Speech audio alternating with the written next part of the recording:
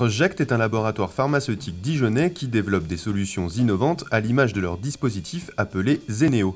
À l'occasion de l'inauguration de leur nouvelle unité de production au parc Mazen-Sully à Dijon, nous sommes revenus sur cette fameuse innovation pensée en 1997, l'injection sans aiguille.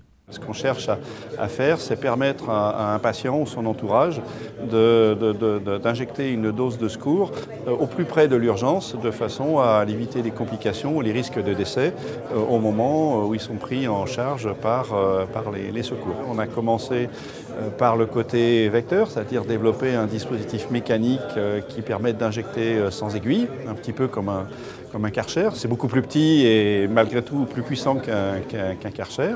Et une fois qu'on a développé cette plateforme qu'on appelle Zeneo, eh bien, on a cherché à le décliner sur un certain nombre d'indications.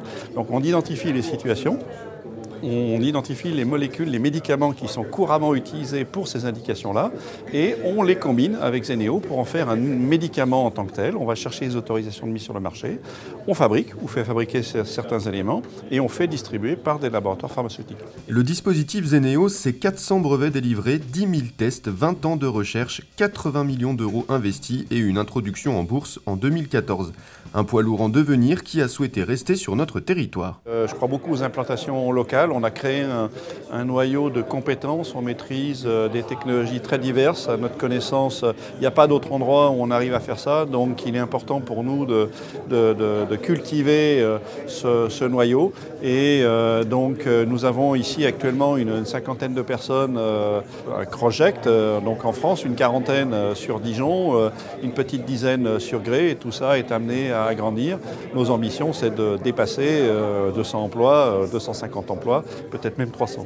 Crossject fait dorénavant partie des fleurons de l'industrie pharmaceutique dijonnaise. De l'innovation, des perspectives de développement incroyables, une métropole qui fait de la recherche en santé une de ses priorités, tout est réuni pour que ces années d'investissement portent leurs fruits.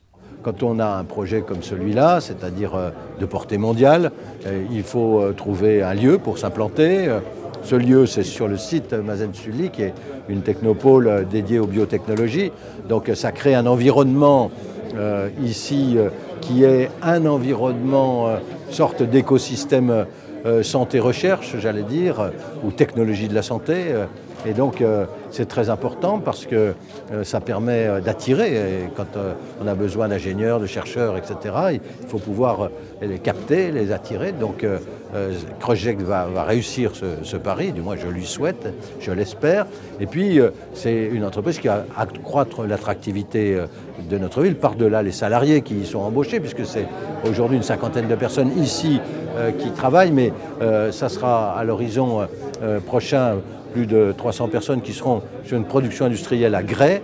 Donc on voit bien qu'il y a une alliance des territoires entre une métropole où sont installés les chercheurs, les ingénieurs, les services aux entreprises, et puis d'autres territoires où il y a de la production directe.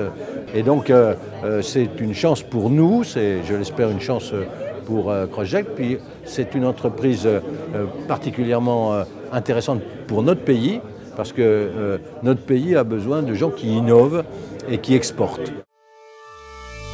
Une réaction? Un témoignage? Commentez ce reportage sur dijonsanté.fr.